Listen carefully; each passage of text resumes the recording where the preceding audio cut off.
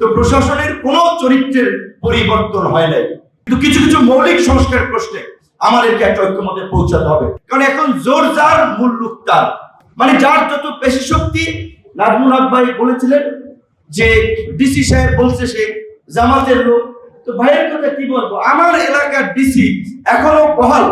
তার বিষয়ে আমি কমপ্লেন দিয়েছিলাম সালেউদ্দিন সাহেব সহ রেজওয়ানা আপা সহ উপদেষ্টাদেরকে রোজারিদের সময়, যে তিনি বলছেন যে করলাম না চাকরি, বিএনপি ক্ষমতায় আসবে, রাজনীতি করবো। তো আমি বললাম তাহলে ভাই আপনার যদি এই উপলব্ধি হয় আপনি এখনই আল্লাহর রাস্তায় চাকরি ছেড়ে দেন।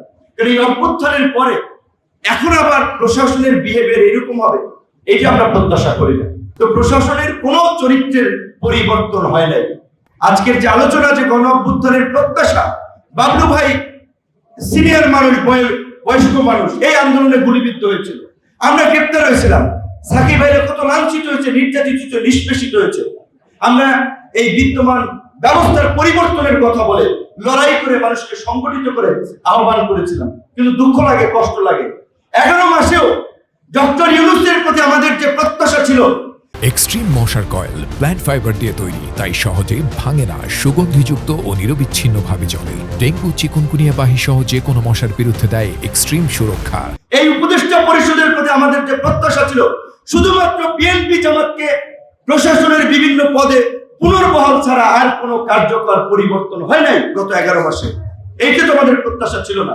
আজকে হসপিটালগুলোতে যান, ঢাকা মেডিকেল সহ জেলা হসপিটালগুলোতে আগের চেয়ে মানুষের সেবা পেতে চিকিৎসার ব্যবস্থার পরিবর্তন হয়েছে। ভূমি office, UNO office, DC office, SP office কোনো পরিবর্তন হয়েছে। রাজনৈতিক নেতা যাদের ক্ষমতা আছে, সংগঠন আছে, তাদের কথাই চলতেছে। অনেকদিন ধরে একটা ভারসাম্যপূর্ণ সংসদের কথা বলছি, প্রধানমন্ত্রীর স্বৈরতান্ত্রিক এককেন্দ্রিক ক্ষমতার বিকেন্দ্রীকরণের 70 নম্বর অনুচ্ছেদের সংশোধন সহ বিভিন্ন পরিবর্তনের কথা বলছি। আজকে সময় এসেছে এই পরিবর্তন বাস্তবায়নে আমাদের ঐক্যবদ্ধভাবে কাজ করার। আমরা দেখতে পাচ্ছি ঐক্যমত্য কমিশনের যে আলোচনা হচ্ছে অনেক গুরুত্বপূর্ণ বিষয়ে, তাদেরও কার্যত ভূমিকা নাই।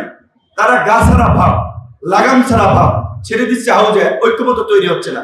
কিন্তু কিছু কিছু মৌলিক সংস্কার প্রশ্নে আমাদেরকে একটা ঐক্যমতে পৌঁছাতে হবে। তার মধ্যে সংসদের দ্বিকক্ষ বিশিষ্ট সংসদের উচ্চ কক্ষে পিআর পদ্ধতিতে সব দলের প্রতিনিধিত্ব নিশ্চিত করা। আমি মনে করি এটাও যদি কিছুটা করা হয়, অন্তত কিছু ডিসেন্ট ভয়েস পার্লামেন্টে থাকবে। না হলে তো পার্লামেন্ট আগের মতো হবে, প্রশাসন যেমনি ভাবে হচ্ছে